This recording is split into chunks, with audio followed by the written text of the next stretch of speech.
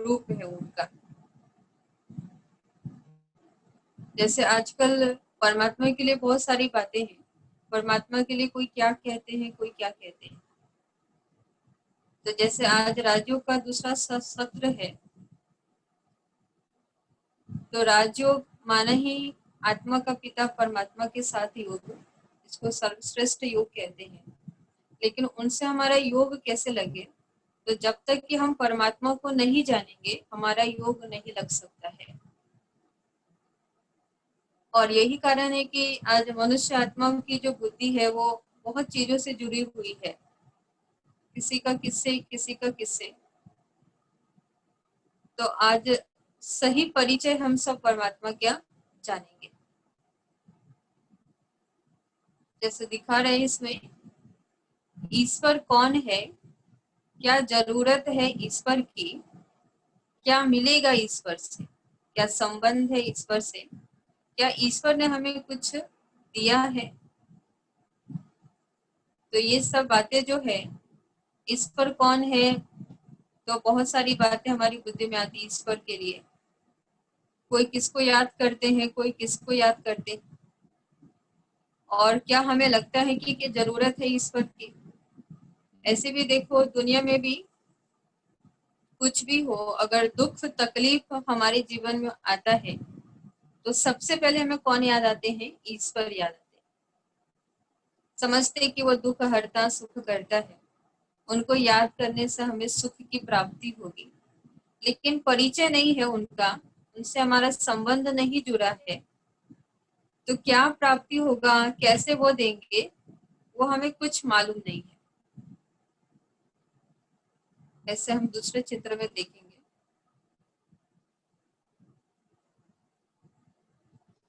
यहाँ देखो बताया जा रहा है कि ईश्वर कौन है। बहुत सारे चित्र है यहाँ पर देवी देवताओं के, जैसे विष्णु का दिखाया है, शंकर का दिखाया है, देवियों का दिखाते हैं, गणेश को दिखाते हैं, हनुमान को दिखाते हैं। लेकिन ये जो चित्र दिखाए हैं तो इनको हम देवताएं कह सकते हैं, परमात्मा नहीं कह सकते। और इसलिए देवताओं के लिए कहते हैं कि देवताएं अनेक है लेकिन परमात्मा एक है। गॉड के लिए हमेशा कहते गॉड इज वन। और भी सारी बातें इसमें आ रही है, जैसे धर्म संस्थापक के लिए भी कहते हैं। धर्म संस्थापक में भी दिखाई गई इब्राहिम है, बुद्ध है, महावीर है, ईसा मसीह है, गुरु नानक है। आप सब देखेंगे सब इन्होंने जो धर्म स्थापक है, इन्होंने ईश्वर के तरफ इशारा किया, उस गॉड के तरफ इशारा किया है कि मैं गॉड नहीं, गॉड कोई और है। और उनका इनको साक्षात्कार हुआ था और ये मैसेंजर के रूप में गॉड का मैसेज मनुष्य को दिए, मनुष्य आत्माओं को दिए। लेकिन मनुष्य आत्मा इनकी बातों को न समझकर उन्होंने इनको ही गॉड ईश्वर भगवान समझ ली। जैसे गुरु नानक है, उनको सतगुरु समझते हैं, ईसा मसीह है गॉड समझते हैं, महावीर जैन धर्म में महावीर को ही वो अपना भगवान समझते हैं, बुद्ध है जिसको फॉरेन के लोग माना, जापानीज लोग, चाइनीज लोग मानते हैं, तो वो इनको अपना गॉड मानते हैं, जो भगवान मानते हैं। और मुस्लिम धर्म में लोग इनको अपना अल्लाह, खुदा वो मानते हैं। लेकिन कहीं ना कहीं यह इशारा कर रहे हैं कि गॉड कोई और है, गॉड मैं नहीं हूँ।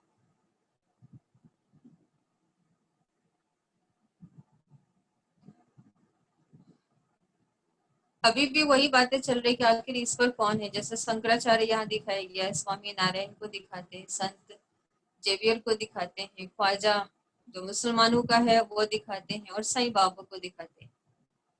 लेकिन अगर ये भी कहा जाए कि इन्होंने भी इशारा भगवान की तरफ किया और उन्होंने यही कहा कि भगवान मैं नहीं हूँ, भगवान कोई और है और उनको आप याद करो, लेकिन वो नहीं समझे।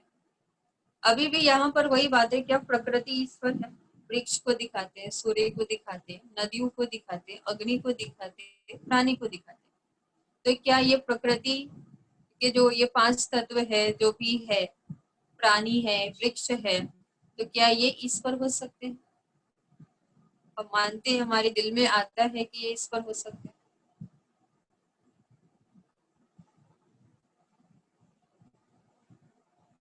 कोई कहते हैं कि निराकार परमात्मा है, कोई शास्त्रों को ही लोग भगवान के रूप में मानते हैं, शास्त्रों की पूजा करते हैं, उनकी परिक्रमा करते हैं। कोई समझते कि भगवान सर्वव्यापी है, चाहे आत्माएं जो है लोग उनको ईश्वर समझ रहे हैं, और कोई ऐसा है जो समझते हैं कर्म ही पूजा है। तो क्या ये ईश्वर है? आखिर ईश्वर कौन है? यहाँ पर देखो दिखाया गया है कि एक व्यक्ति है जो कार्टून रूप में उसको दिखाया गया है, और एक न्यूज़पेपर पढ़ रहा है। तो न्यूज़पेपर में ना बहुत सारी परमात्मा के विषय में बातें लिखी थी। जैसे कहते हैं कि कॉलम, पहली कॉलम में लिखा हुआ था क्या प्रकृति परमात्मा है, दूसरी कॉलम में लिखा हुआ है आत्मा सो परमात्मा, तीसरी कॉलम में लिखा हुआ है कि ब्रह्म ही ईश्वर है, चौथे कॉलम में लिखा हुआ है कि परमात्मा सर्वव्यापी है, पांचवें कॉलम में लिखा हुआ है कि इष्ट देवी देवता ही ईश्वर के रूप है, माना साकार रूप समझते ईश्वर का है। उसके बाद लिखा हुआ है कि परमात्मा नाम रूप से न्यारा है, कि परमात्मा का नाम भी नहीं है और परमात्मा का रूप भी नहीं है। और जब ये सब बातें पढ़ा तो लास्ट में एक और भी बातें लिखी हुई थी कि परमात्मा जैसा कुछ है ही भी नहीं। अब ये जो बातें लिखी हुई है परमात्मा के लिए कि प्रकृति परमात्मा है, आत्मा सो परमात्मा है, ब्रह्म ही ईश्वर है, परमात्मा सर्वव्यापी है, इष्ट देवी माना साकार रूप परमात्मा का है, परमात्मा नाम रूप से न्यारा है। तो ये सब बातें लिखकर फिर मनुष्य को आया कि कोई एक ही बात सत्य हो सकती है, सब बातें तो सत्य नहीं हो सकती। तो वो भी कंफ्यूज हो गया और समझा कि परमात्मा जैसे कि है ही नहीं, परमात्मा से उनका विश्वास ही उठ गया।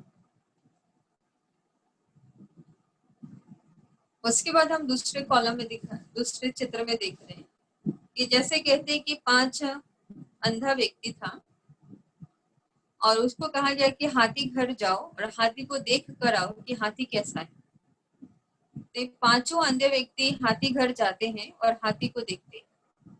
तो कहते हैं कोई उसका पीठ पकड़ता है तो कहा हाथी दीवाल के जैसा है, कोई उसका पूंछ पकड़ा हुआ है तो वो समझता है कि हाथी रस्सी के जैसा है, कोई उसका पैर पकड़ता है तो कहा हाथी खंभे के जैसा है, कोई उसका सुर पकड़ता है तो समझता है कि हाथी सांप के जैसा है, और कोई उसका कान पकड़ता है तो कहता है हाथी पंखे के जैसा है। अब आप ये बताओ कि हाथी क्या दीवाल है, हाथी पंखा है, हाथी रस्सी है, हाथी सांप है, या हाथी दीवाल?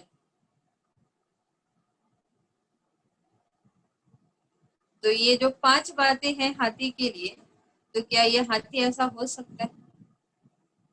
पर वो 5 अंधे व्यक्ति है तो वो अपने हिसाब से समझा, अनुमान लगाए कि हाथी ऐसा हो सकता है, पर वास्तव में हाथी ऐसा नहीं है।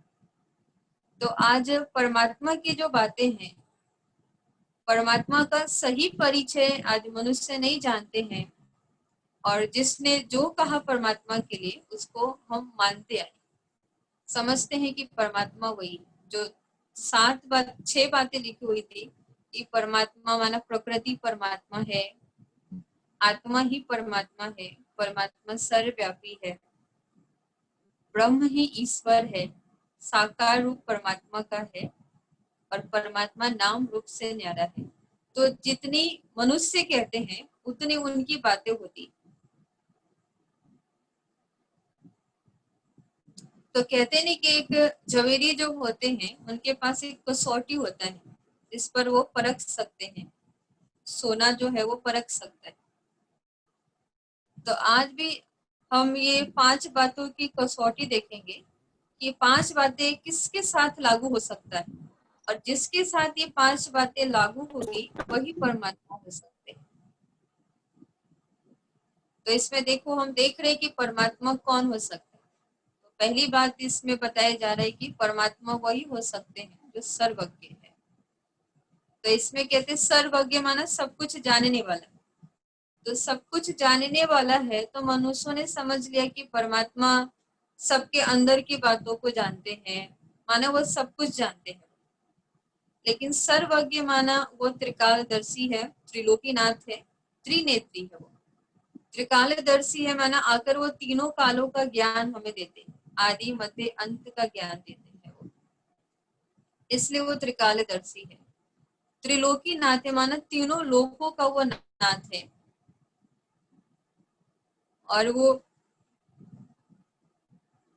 और इसलिए कहते हैं कि वो त्रिकालदर्शी है, वो त्रिलोकीनाथ है, और इसलिए कहते हैं वो अलमाइटी है, अथॉरिटी है वो। तो जो सर्वज्ञ है माना वही परमात्मा हो सकते हैं। फिर दूसरे कॉलम में दिखाया जा रहा है कि परमात्मा वो हो सकता है जो सर्वशक्तिमान। सर्वशक्तिमान है कि उनके जैसा शक्तिशाली नहीं, उनके जैसा ऊंचा नहीं, उनके जैसा महान नहीं इस दुनिया में हो सकते। और फिर तीसरे कॉलम में दिखाया जा रहा है कि वो सर्वोच्च, सर्वोच्च है, माना उसके ऊपर कोई नहीं है, उसके ऊंचा कोई नहीं है, वो सबके माता पिता है, वो सबके टीचर है, वो सबके सतगुरु है, उनका कोई टीचर नहीं है, उनका कोई गुरु नहीं है, और उनके माँ बाप नहीं, वो सबके माँ बाप है, वो सबके टीचर है, वही सबके सतगुरु है, वही परमात्मा हो सकते हैं, माना वही सर्वोच्च है। फिर दिखाया गया कि परमात्मा वही हो सकता है जो सर्वोपरि है। सर्वोपरि मान जो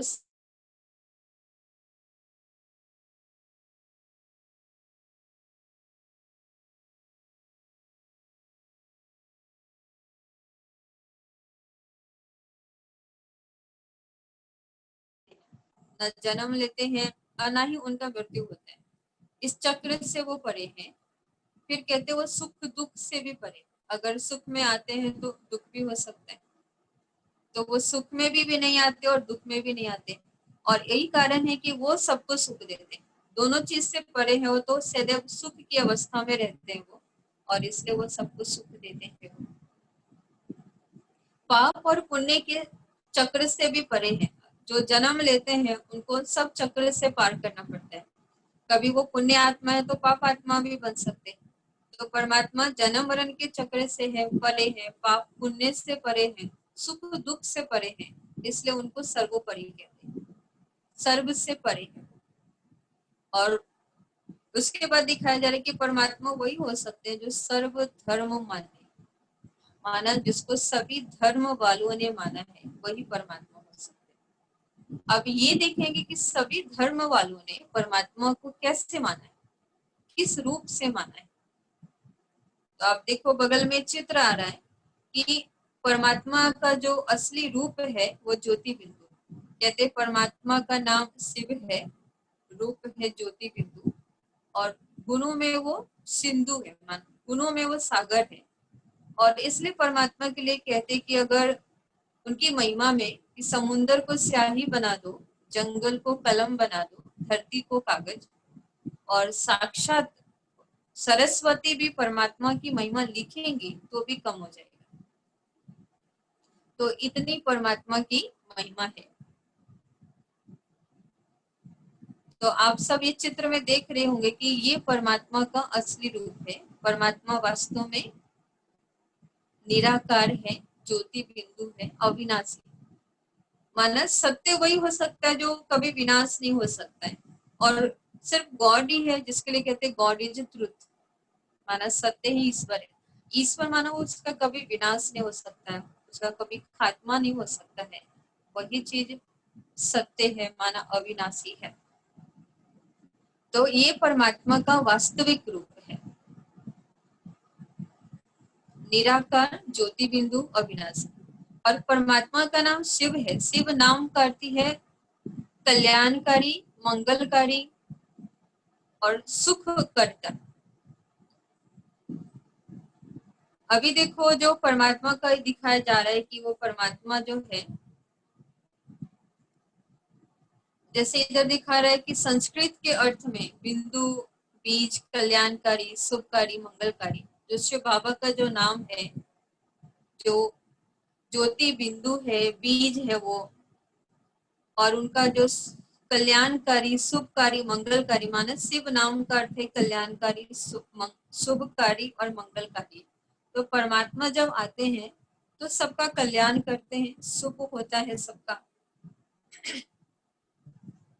जैसे देखो यहाँ पर दिखाया गया कि अलग अलग धर्म वालों ने अलग अलग तरीके से उनको किसी न किसी रूप में ज्योति बिंदु के रूप में ही उनको माने हैं।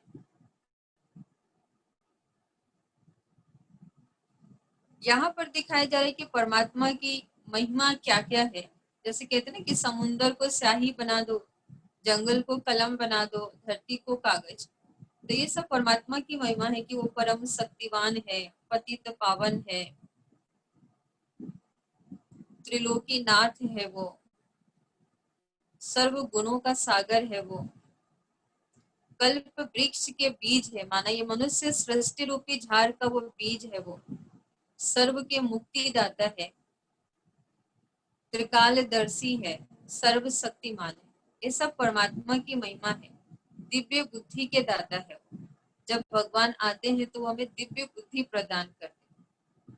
मानव को देवता बनाने वाला है, माना नर से नारायण और नारी से लक्ष्मी बनाने वाले, सर्व के भाग्य विधाता है, वो स्वर्ग के रचता है। माना परमात्मा के लिए कहते वो क्रिएटर है। तो किसका क्रिएट करते हैं? स्वर्ग का करते हो। त्रिमूर्ति रचयिता है, ब्रह्मा विष्णु शंकर को भी बनाने वाला है, ज्ञान दाता है वो। इसलिए परमात्मा को ज्ञान का सागर कहते हैं। ज्ञान सागर जब आते हैं तो ज्ञान देते हैं, इसलिए ज्ञान दाता है वो। तो ये सब परमात्मा की महिमा है। अभी देखो आत्मा और परमात्मा की यह बातें आ रही, तो आत्मा भी देखो अपने ओरिजिनल स्वरूप में ज्योति बिंदु है। शरीर तो एक कवर है, जो शरीर के अंदर आत्मा प्रवेश हो जाती है तो भूल जाते हैं, आत्मा दिखाई नहीं देती है। लेकिन यहाँ देखो दो सिमिलर चीज है आत्मा और परमात्मा में। जैसे देखो कहते हैं कि पक्षी का, जो पक्षी है, जानवर है, तो जैसा पिता है वैसा उसके बच्चे। पक्षी का बच्चा पक्षी जैसा होगा, जानवर के बच्चे जानवर की तरह होंगे, माना जो जैसा है उनके बच्चे वैसे होते हैं। तो यहाँ देखो परमात्मा है तो परमात्मा की संतान आत्मा है। तो आत्मा भी कैसी है? ज्योति बिंदु। शरीर का पिता, शरीर के अगर शरीरधारी है और वो पिता, तो उनके बच्चे भी देखो शरीरधारी है। तो आत्मा और परमात्मा में ये सिमिलर ही है। और देखो आत्मा निराकार ज्योति बिंदु है, शिव बाबा भी निराकार है, चैतन्य है, बिंदु है, अविनाशी है, और वो स्वयं प्रकाशित है। क्योंकि जो हमने कहा कि वो सर्व से उच्च है,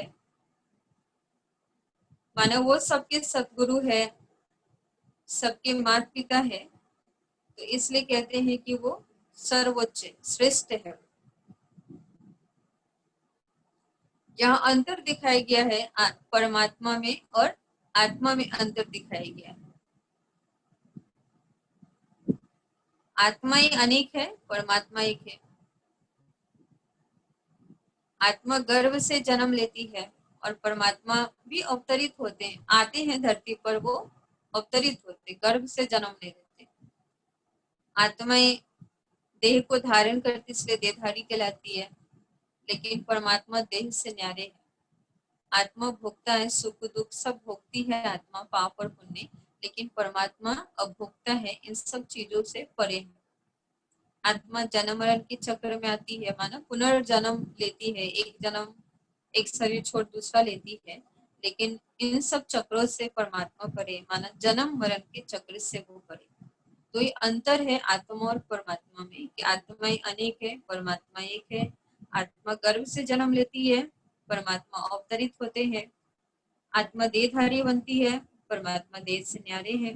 आत्मा भोगता है, सुख दुख पाप पुण्य ये सब चक्र में आत्मा आती है, लेकिन परमात्मा इन चक्र से परे है, इसलिए उनको अभोक्ता कहते हैं। आत्मा जन्म मरण के चक्र में आती है, परमात्मा जन्म मरण के चक्र में नहीं आते हैं। ये आत्मा और परमात्मा के अंदर अंतर है। तो हम ये नहीं कह सकते हैं कि आत्मा ही परमात्मा है और आत्मा परमात्मा का अंश है, और समझते हैं कि आत्मा एक दिन परमात्मा में जाकर लीन हो जाएगी। ये बात गलत है, रॉन्ग है।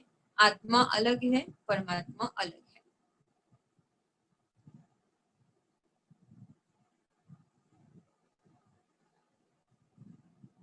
यहाँ दिखाया जा रहा है परम पिता परमात्मा, जो ऊपर में देखो पॉइंट ऑफ लाइट दिखाया रहा है, ज्योति बिंदु के रूप में दिखाते हैं, वो परमात्मा। तो यहाँ दिखाते हैं ना कि मैंने ये कहा कि सर्वधर्म मान्य है, जिसको सभी धर्म वालों ने माना है वही परमात्मा हो सकते हैं। तो हमारे हिंदू धर्म में देखो कि जो भी 12 ज्योतिर्लिंगम बने हुए हैं वो सब जो है वो शिव बाबा का यादगार है, और वो शिव बाबा की ही पूजा होती है। और कहते हैं कि जो भी तीर्थ 4 धाम की यात्रा बनी हुई है वो सब शिव बाबा का ही यादगार है और शिव बाबा की ही पूजा करते हैं। तो परमात्मा के लिए कहते हैं कि परमात्मा को एक तो नाथ के रूप में याद करते हैं और दूसरा ईश्वर के रूप में याद करते हैं कि वही सबका नाथ है और वही सबका ईश्वर। तो यहाँ दिखाया गया है कि राम के भी ईश्वर कौन है? शिव बाबा है। और इसलिए रामेश्वरम में भी दिखाते हैं कि राम ने भी किसकी पूजा की? शिव बाबा की पूजा की। दिखाते हैं कि जब उनको सागर पार करना था, लंका पहुंचना था उनको, तो वो भी किनसे शक्ति ली? शिव बाबा से शक्ति ली। तो इससे सिद्ध होता है कि राम के भी ईश्वर शिव है, राम से भी उच्च कौन है? शिव है। शंकर के लिए भी दिखाते हैं कि शंकर हमेशा ध्यान मुद्रा में होते हैं और शंकर के आगे शिव बाबा होते हैं। तो कहीं ना कहीं शंकर जो शंकर है वो भी शिव बाबा को ही याद करते हैं, शिव बाबा का ही ध्यान करते हैं और उनसे ही शक्ति लेते हैं। तो शिव शंकर से भी बड़े शिव, शंकर के लिए कहते हैं कि कहेंगे कि वो पुत्र है और शिव बाबा उनके पिता है। गोपेश्वरम में भी दिखाया गया है कि गोपेश्वरम जो है वहां भी कृष्ण का यादगार है। तो कृष्ण के लिए भी कहते हैं कि कृष्ण ने भी किसकी पूजा की थी? शिव बाबा की पूजा की। तो माना कृष्ण के भी भगवान, कृष्ण के भी ईश्वर कौन हो गए? शिव बाबा हो गए। सोमनाथ का मंदिर जो कहते हैं कि भारतवासियों का, हिंदू धर्म का ये फर्स्ट मंदिर है। द्वापर युग में ये मंदिर बना हुआ था और इस मंदिर में भी कहते हैं कि शिव बाबा की ही पूजा होती है। तो गोपेश्वरम में, सोमनाथ में भी शिव बाबा की पूजा होती है। सोमनाथ माना भगवान आकर ज्ञान अमृत पिलाते हैं, अमर बनाते हैं ज्ञान अमृत पिलाकर, तो लोगों ने उनका नाम रख दिया सोमनाथ। पशुपतिनाथ जो नेपाल में है ये मंदिर, तो पशुपतिनाथ माना वहां भी शिव बाबा की ही पूजा होती है, शिव बाबा का यादगार है वहां पर। तो पशुपतिनाथ ये भगवान का नाम तो ऐसा नहीं हो सकता। तो भगवान आकर मनुष्य जो आज पशु के जैसे हो गए हैं, जानवर की तरह हो गए हैं, तो भगवान जो हमें ज्ञान देता है उस ज्ञान से हमारी बुद्धि फिर कैसी हो जाती है? देवता की तरह हो जाती है, दिव्य हो जाती है। तो उन्होंने जैसा कर्तव्य किया वैसा नाम उनको डाल दिए, तो लोगों ने उनका नाम रख दिया पशुपतिनाथ। माना भगवान आकर पशु बुद्धि को देव बुद्धि बनाते हैं, तो पशुपतिनाथ के रूप में लोगों ने उनकी पूजा करना आरंभ कर दिया।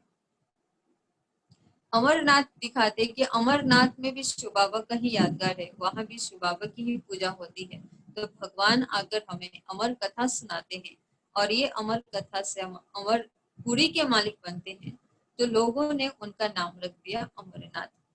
तो इसका मतलब ये नहीं है कि ये सब भगवान अलग है, अमरनाथ भगवान अलग है, पशुपतिनाथ भगवान अलग है, सोमनाथ भगवान अलग है। नहीं, उन्होंने जैसा कर्तव्य किया उस अनुसार से वैसा नाम पड़ा। तो आप देखेंगे हिंदू धर्म में भी कहीं ना कहीं ज्योतिर्लिंगम की पूजा होती है, माना ज्योति बिंदु की ही पूजा कर रहे हैं। फिर मुसलमान लोग के लिए कहते हैं कि मुस्लिम धर्म जो है, तो वहां भी कहते हैं कि उनका एक पत्थर होता है जिसको कहते हैं संगे अस्मत मक्का, ऐसा कहते हैं। और वो जो पत्थर है उसको नूरे इलाही कहते हैं। वो नूर माना ही रोशनी, प्रकाश, तो वो पत्थर को नूरे इलाही कहते हैं कि वो भी कैसा है? ज्योति बिंदु है, प्रकाश है। और फिर उसको वो अल्लाह कह के उनको याद करते हैं कि उनका ईश्वर भी कैसा है, उनका अल्लाह भी कैसा है? ज्योति बिंदु है, नूर है, वो माना वो प्रकाश है। और इसलिए कहते हैं कि जब एक समय था हिंदू और मुस्लिम में बहुत लड़ाई झगड़ा हो रहा था, तो ऊपर से आकाशवाणी हुई और कहते हैं कि ऊपर से एक पत्थर आकर गिरा, जो कहते हैं मक्का में जाकर गिरा। और क्या उन्होंने ये मैसेज दिया कि आज से इस पत्थर की तुम पूजा करना, माना इसको मानना, इसको पूजा करना। तो कहते कि जब मक्का में आकर गिरा तो वहां से यादगार बन गए और मुस्लिम मुस्लिम लोग उनकी ध्यान करते हैं, उनको अपना अल्लाह मानते हैं। तो कहते जब गिरा तो कहते वो सफेद था, लेकिन कहते सबके पाप धोलते धोलते आज वो पत्थर भी क्या बन गया है, काला बन गया है। तो मुस्लिम धर्म में भी ये दिखाया गया है कि कहीं ना कहीं वो प्रकाश की पूजा कर रहे हैं, नूर की पूजा कर रहे हैं, नूर को याद कर रहे हैं, प्रकाश को वो याद कर रहे हैं, जिसको अल्लाह कहते हैं। तो अल्लाह के रूप में उनको याद करते हैं। गौतम बुद्ध को भी दिखाया जा रहा है कि गौतम बुद्ध जो कहते हैं कि एक झाड़ के नीचे बैठे हुए थे और उनको प्रकाश का साक्षात्कार हुआ था, लाइट का साक्षात्कार हुआ था, और उन्होंने यही मैसेज देना चाहा कि परमात्मा जो है, भगवान जो है वो प्रकाश स्वरूप है, लाइट स्वरूप है, लेकिन इनकी बातों को उन्होंने समझा ही नहीं। महावीर के लिए भी कहते हैं कि महावीर जो है उनको भी कहीं ना कहीं एक ज्योति बिंदु का, प्रकाश का ही साक्षात्कार हुआ था, लेकिन उनके धर्म वाले जो है उनको ही अपना भगवान मानकर वो उनको मानने लगे, लेकिन कहीं ना कहीं इनको परमात्मा का, ज्योति बिंदु का, प्रकाश का ही साक्षात्कार हुआ था, और यही मैसेज वो सबको देना चाहते थे। ईसा मसीह ने भी यही कहा कि God is one, God is a light, और उन्होंने भी यही मैसेज दिया कि वो एक है और वो लाइट जैसा, लाइट है माना प्रकाश है वो। और इसलिए कहते कि चर्च में आप देखे होंगे कि उनके यादगार में क्या जलाते हैं, कैंडल जलाते हैं। कभी कभी देखेंगे कि बहुत सारे कैंडल होते हैं, छोटे छोटे कैंडल, और एक बड़े कैंडल जलाते हैं। तो बड़ा कैंडल जो है वो परमात्मा शिव बाबा का यादगार है, और छोटे छोटे कैंडल जो है वो सब आत्माओं का यादगार है, कि आत्मा भी ज्योति बिंदु है और आत्मा के पिता भी ज्योति बिंदु है। तो ईसा मसीह ने भी यही पैगाम सबको दिया कि गॉड जो है एक है और वो प्रकाश स्वरूप है। गुरु नानक ने भी कहते हैं कि गुरु नानक ने भी यही मैसेज दिया सबको कि एक ओमकार सतनाम करता गुरु, करता पुरुष, निर्वैर निरपौर, ऐसा कहकर वो परमात्मा के मैसेज दिए। और उनकी कहते गुरुवाणी में भी ये सारी बातें लिखी हुई है परमात्मा के लिए। तो ये भी उंगली ऊपर ही कर रहे, इशारा कर रहे कि परमात्मा एक है, ऊपर में रहते हैं, निराकार है, निर्वैर, उनका किसी से भी वैर नहीं है, और वही सबके सदगुरु है, अकाल मूर्त है। और इसलिए सिख धर्म में दिखाते हैं कि अकाल मूर्त का बहुत नाम है, अकाल तख्त का बहुत मान है।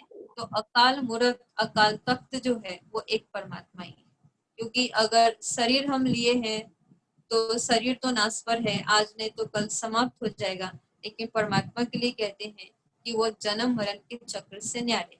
तो यहाँ जो भी दिखाते हैं, अगर देहधारी को दिखाते हैं तो देहधारी जो है वो तो जन्म मरण के चक्र में आए, और परमात्मा के लिए कहते हैं कि वो जन्म मरण के चक्र में नहीं आते हैं। तो ये कैसे हो सकता है?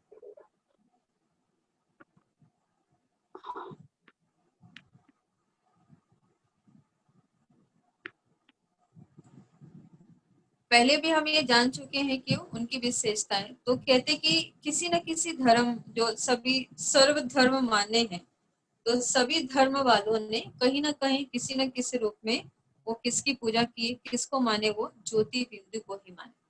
तो ये सिद्ध होता है कि वृक्ष भगवान नहीं है, सूर्य भगवान नहीं, नदियां भगवान है, अग्नि प्राणी कोई भगवान है, माना प्रकृति परमात्मा की रचना है। और इसलिए कहते हैं कि एक कवि बहुत सुंदर एक रीति से कहते हैं कि अगर एक बहुत सुंदर वो प्रकृति के बीच में जाते हैं तो कहते हैं कि बनाने वाले ने बहुत फुर्सत से बनाई है, जिसकी रचना इतनी सुंदर, वो चित्रकार कितना सुंदर होगा। तो वहां देखो प्रकृति अलग हो जाता है और बनाने वाला अलग हो जाता है।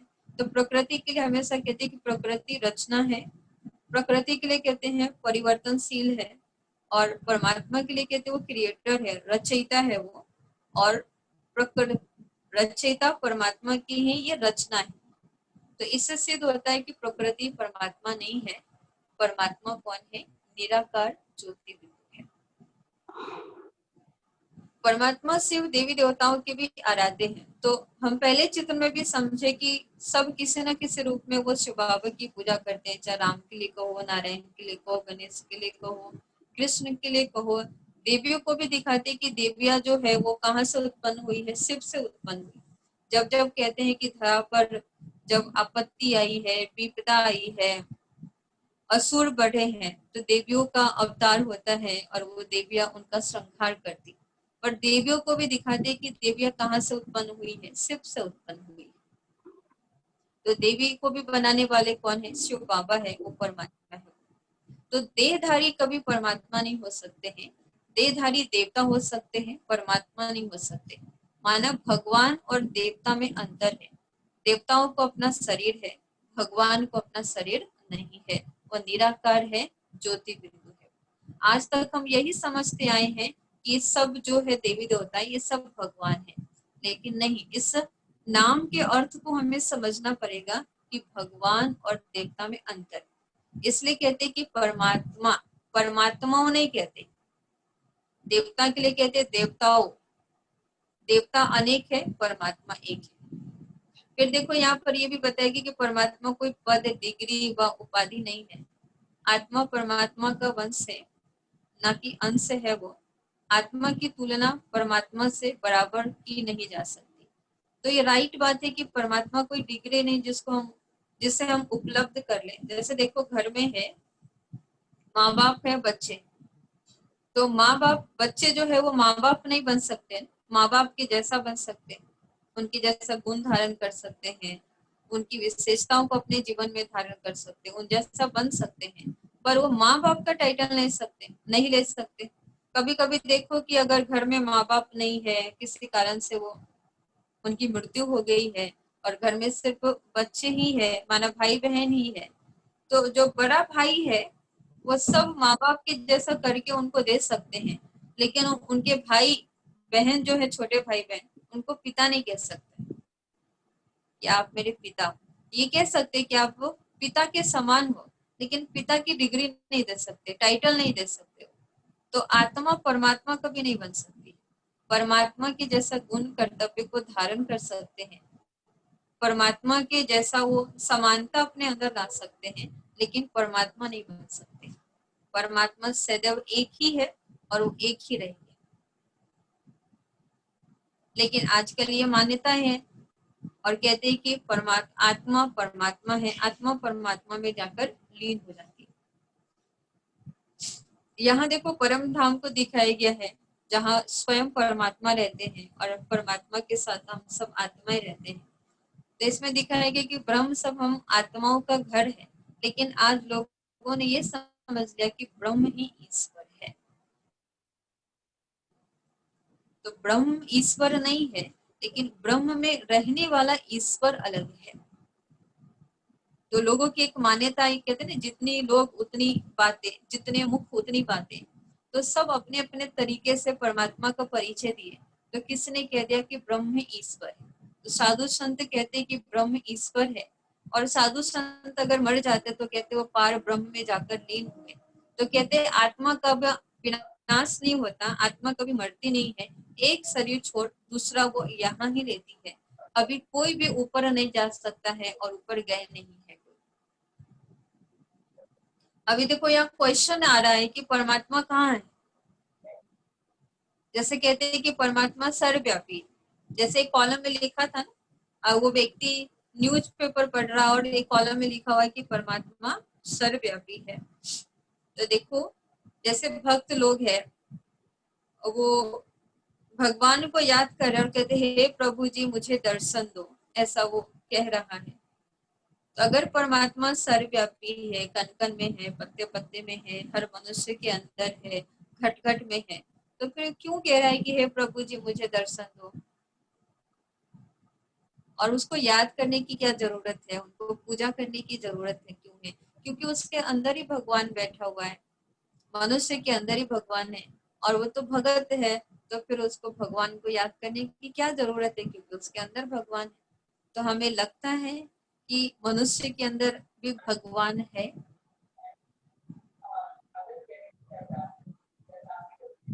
फिर देखो यहाँ पर ये दिखाया जा रहा है कि एक बीमार व्यक्ति है और वो कह रहा है कि प्रभु जी मेरे दुख हरो। तो कहने का मतलब अगर मनुष्य के अंदर भगवान है तो बीमार कौन है और कौन ठीक करेगा? तो अगर उसके अंदर भगवान है तो भगवान ही बीमार हो गया, तो ठीक कौन करेगा? तो ऐसा ये भी सिद्ध नहीं हो सकता है। अगर ऐसा होता तो ये नहीं कह सकता था कि प्रभु जी मेरे दुख हर। कहते हैं कि प्रकृति के अंदर एक गुण है, जैसे देखो कहते हैं कि अग्नि है, अग्नि का ताप फैलता है, वैसे परमात्मा सर्वव्यापी, तो क्या उनके गुण सर्व अनुभव नहीं करते? जैसे कहते हैं कि अग्नि है और अग्नि में अगर आप लोहे को डालो तो लोहा भी लाल हो जाता है। माना लोहा अपना, अग्नि अपना गुण किसमें छोड़ दी? लोहे में छोड़ दी, कि लोहा भी लाल हो गया है। तो अगर कहते कि परमात्मा सर्वव्यापी है, सभी जगह परमात्मा है, तो मनुष्य के अंदर भी उसका गुण दिखाई देना चाहिए था, उनकी विशेषताएं दिखाई देना चाहिए था, उनका चिन्ह दिखाई देना चाहिए था। लेकिन आज के संसार में ऐसी कोई बातें परमात्मा का दिखाई नहीं देता है। मान लो अगर एक व्यक्ति किसी का खून करता है तो क्या भगवान उनके अंदर बैठकर देख रहा है? वो कुछ कर नहीं सकता, मदद नहीं कर सकता है, वैसे खून कर देगा उसको। अगर मान लो अगर वो व्यक्ति नहीं कर रहा है तो क्या भगवान कर रहा है उनका खून? भगवान ऐसा कर सकते, ईश्वर ऐसा कर सकते?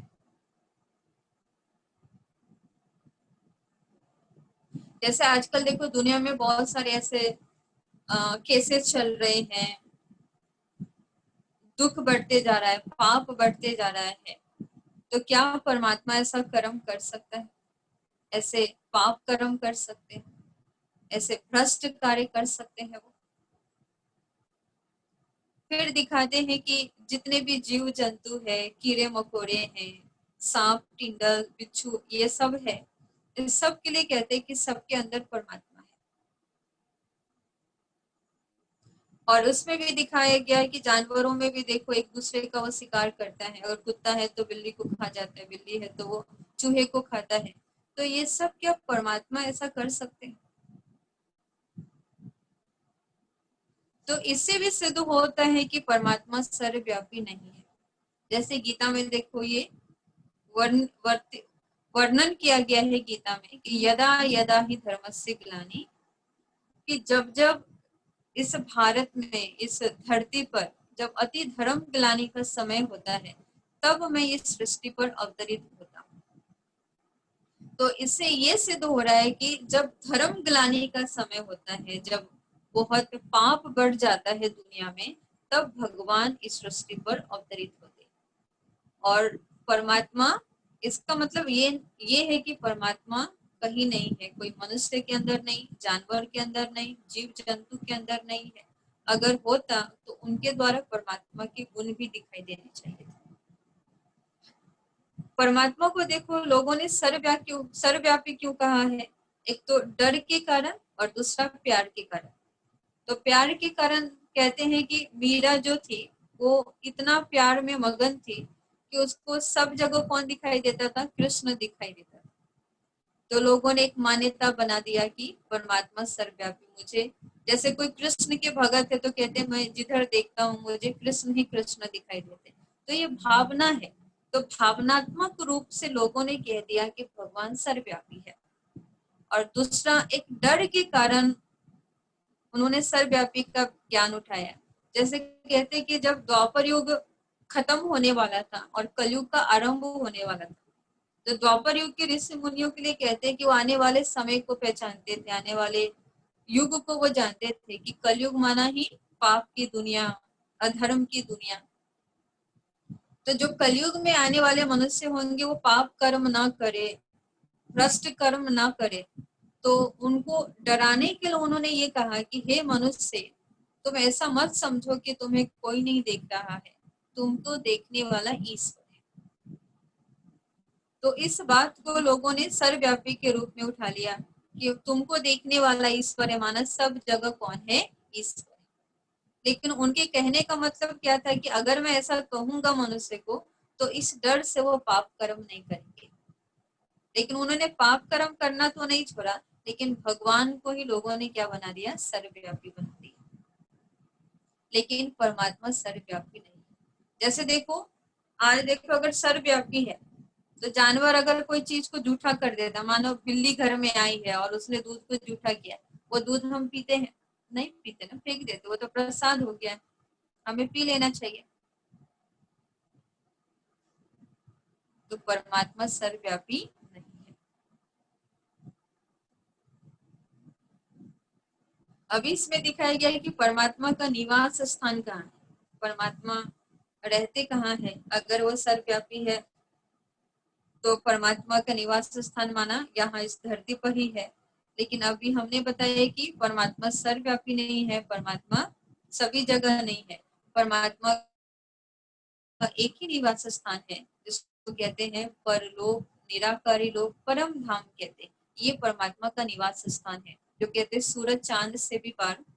तीन देवताओं जो ब्रह्मा विष्णु शंकर रहते, जिसको सूक्ष्म वतन कहते हैं, उस लोक से भी पार। तो दोनों लोक से पार जहाँ दुनिया है, जिसको परम धाम कहते हैं, उस परम धाम में परमात्मा का निवास स्थान है। परमात्मा वहां पर निवास करते हैं, जहाँ मनुष्य आत्माएं नहीं पहुंच सकते हैं। जो कहते हैं आज की जो साइंस है, तो साइंस जो है वो अंतरिक्ष तक जा सकते हैं, उसके ऊपर नहीं जा सकते। तो उसके ऊपर हम शरीर के साथ जा ही नहीं सकते हैं। तो परमात्मा भी जो है वो निराकार अवस्था में, ज्योति बिंदु की अवस्था में अपने घर परम धाम में निवास करते हैं। तो ये भी सिद्ध हो रहा है कि ब्रह्म ईश्वर नहीं है, ब्रह्म अलग है और ईश्वर अलग है। ब्रह्म रहने का स्थान है, उस रहने के स्थान में ब्रह्म में परमात्मा निवास करते। जो दुनिया जो है वो सुनहरे लाल रंग का, ये लोग सभी आत्माओं और परमात्मा का निवास स्थान है। इसे परम धाम, शांति धाम, मुक्ति धाम, निर्वाण धाम, अनेक नामों से इस दुनिया को जाना जाता है। यही हमारा रियल घर है, आत्मा का भी ये रियल घर है, जहां से हम सब यहाँ पर पार्ट प्ले करने के लिए आए हैं।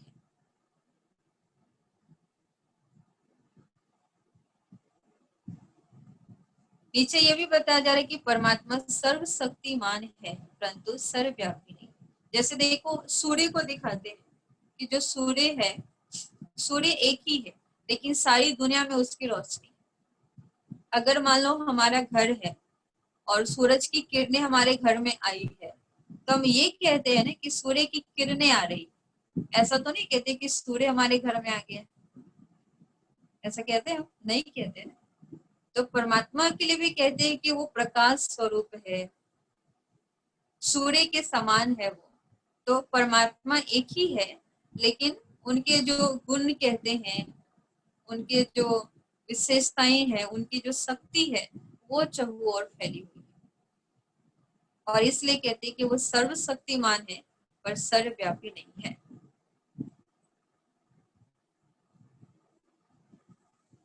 अब लोग कहते हैं कि आत्मा ही परमात्मा है और आत्मा परमात्मा में जाकर लीन हो जाती है। तो यहाँ दिखाते आत्मा का परमात्मा से संबंध, कि आत्मा का परमात्मा के साथ क्या संबंध है। तो आत्मा का परमात्मा से पिता का, माता पिता का संबंध है, शिक्षक का संबंध है, सखा का संबंध है, साजन का। माना परमात्मा एक ऐसी सत्ता है जिसके साथ हम सर्व संबंध जोड़ सकते हैं। मित्र का, सखा का, बहन का, भाई का, साजन का, सतगुरु का, माता पिता का, हम ये सब संबंध परमात्मा से जोड़ सकते हैं। और ये सब संबंध हमारा परमात्मा से। आज परमात्मा को याद करना इतना मुश्किल क्यों है? क्योंकि हमने परमात्मा से संबंध ही नहीं जोड़ा है। ऐसे भी देखो दुनिया में हम किसको ज्यादा याद करते हैं? जिसके साथ हमारा संबंध है, जिसको हम जानते हैं, पहचानते हैं, जिसके साथ हमारा प्यार है, उसको हम याद करते हैं। तो अभी परमात्मा कहते हैं कि अब मेरे से संबंध जोड़ो, क्योंकि मैं तुम्हारा माता पिता हूँ, मैं तुम्हारा शिक्षक हूँ, मैं तुम्हारा सतगुरु हूँ, मित्र हूँ, साजन हूँ, सखा हूँ। संतान भी बनने के लिए वो रेडी है हमारा।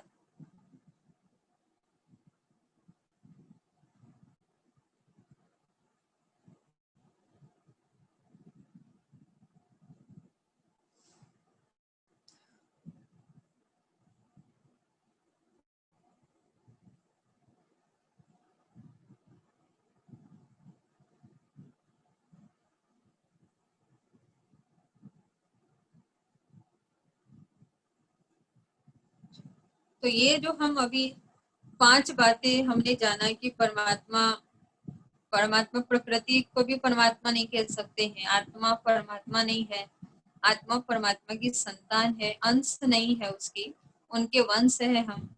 ब्रह्म ईश्वर नहीं है, पर ब्रह्म में रहने वाले ईश्वर अलग है।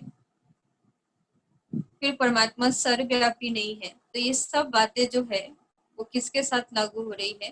परमात्मा ज्योति बिंदु के साथ लागू हो रही है। तो कहने का मतलब है जो परमात्मा है वो ज्योति बिंदु निराकार शिव है। और परमात्मा का नाम हमने ये भी बताया कि उनका नाम शिव है, उनका रूप है ज्योति बिंदु और वो गुणों के सागर। तो परमात्मा के लिए हम ये भी नहीं कह सकते हैं कि वो नाम रूप से न्यारे। परमात्मा का नाम भी है और परमात्मा का रूप भी। जैसे आज देखो हवा है, हवा को किसी ने देखा नहीं है, लेकिन फिर भी उसका नाम हवा है। हवा का देखो कोई रूप भी नहीं है, लेकिन अगर एक चित्रकार हवा का चित्र बनाए तो चित्र भी ऐसा बनाते हैं कि इसमें बहुत ही स्लो तूफान चल रहा है, बहुत फास्ट तूफान चल रहा है, तो ऐसा भी चित्र बनाते। तो एक चित्रकार देखो उसका चित्र भी बना दिए। और परमात्मा तो परम सत्ता है, उसका नाम कैसे नहीं हो सकता, रूप कैसे नहीं हो सकता है। तो हमारी तरह साकार नहीं है, उनको अपना शरीर नहीं है, लेकिन जो ज्योति बिंदु परमात्मा है उस ज्योति बिंदु का नाम है शिव। और शिव नाम सदा शिव कहते हैं कि ये नाम कभी चेंज नहीं हो सकता है। जैसे हमारा शरीर का नाम है, जब तक ये शरीर में है तब तक ये नाम है, शरीर खत्म हो जाएगा तो नाम भी खत्म हो जाएगा। लेकिन परमात्मा जो जन्म मरण के चक्र में आते ही नहीं है, तो उनका नाम कभी चेंज नहीं होता है। और इसलिए कहते वो सदा शिव है, सदा कल्याणकारी है।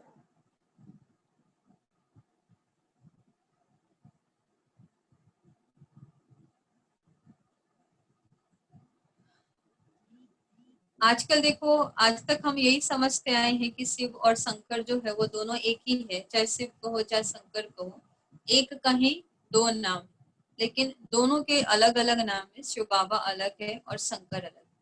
अगर शंकर के लिए कहते हैं कि शंकर पुत्र है और शिव बाबा पिता है वो। और इसलिए दिखाते कि शंकर हमेशा ध्यान अवस्था में होते हैं। आखिर वो किसका ध्यान करते हैं? तो वो कहीं ना कहीं वो शिव बाबा का ध्यान कर रहे हैं, उनसे ही वो शक्ति देते हैं। तो अंतर यहाँ दिखाया गया कि परमात्मा जो है वो अशरीरी है, उनको अपना शरीर नहीं है, वो रचता है, कल्याणकारी है, योगेश्वर है, मानो वही आकर हमें राजयोग सिखलाते हैं और परम धाम के निवासी है। ये शिव बाबा का ये चिन्ह है। और इधर शंकर का अंतर बताया गया है कि शंकर जो है वो देव आत्मा है, उनको फिर भी शरीर है, सूक्ष्म शरीर है, उनको वो रचना है वो। और शंकर के लिए कहते हैं कि वो विनाशकारी है, तीसरा नेत्र खोलेंगे तो विनाश हो जाएगा। जबकि इधर देखो शिव बाबा के लिए कहते हैं कल्याणकारी। तो कल्याणकारी विनाशकारी दोनों एक नहीं हो सकते। जो कल्याण करेगा वो विनाश नहीं कर सकता, और जो विनाश करेगा वो कल्याण नहीं कर सकता।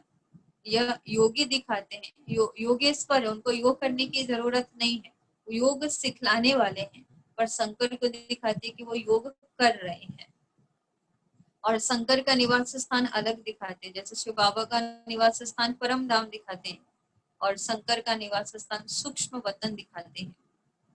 तो दोनों का निवास स्थान भी अलग है, तो दोनों फिर एक कैसे हो सकते हैं? तो ये भी अपने अंदर से एक भ्रांति को खत्म करना है कि शिव भी वही है और शंकर भी वही। अगर दोनों वही है तो नाम हम अलग कह सकते हैं ना, एक ही नाम क्यों कहते हैं? अलग शिवरात्रि कहते हैं, शंकर रात्रि क्यों नहीं कहते? ओम नमः शिवाय कहते, ओम शंकराय नमः क्यों नहीं कहते?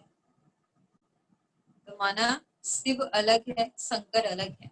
और हमेशा देखो जब हम जल चढ़ाते हैं तो किस पर चढ़ाते हैं? शिव बाबा के ऊपर, माना लिंग के ऊपर चढ़ाते हैं, शंकर के ऊपर नहीं चढ़ाते। अगर दोनों एक ही है तो किसी पर भी चढ़ा सकते हैं, शिवलिंग पर चढ़ाओ या शंकर के ऊपर चढ़ाओ, बात एक ही।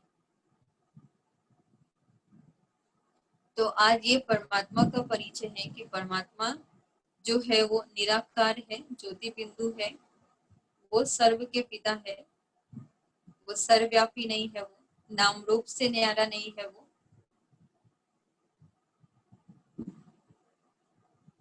तो ये 5 बातें जो है वो जिसके साथ लागू हुई है वही परमात्मा हो सकते हैं। तो कल हमने आत्मा के विषय में जाना और आज हम परमात्मा के विषय में जाने कि परमात्मा कौन है। कल हम त्रिमूर्ति के बारे में समझेंगे कि त्रिमूर्ति शिव कौन है और त्रिमूर्ति शिव बाबा जो है उनका कर्तव्य क्या है, जब ये धरती पर आते हैं तो वो क्या करते हैं। ओम शांति। अभी 2 मिनट योग करेंगे, परमात्मा को याद करेंगे। अभी 2 मिनट हम परमात्मा को याद करेंगे।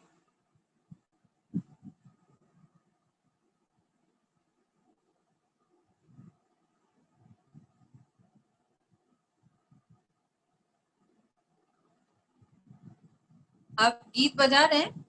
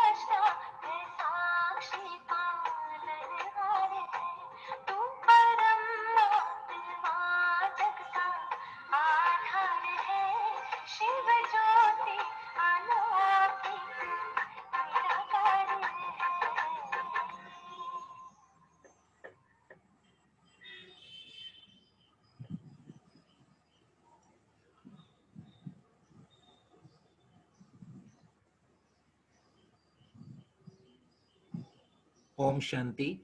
कल सभी 7 बजे फिर से आ जाएंगे। कल तीसरे दिन का कोर्स रहेगा, तो सभी से रिक्वेस्ट है कि 7 बजे सभी फिर से ज्वाइन करेंगे।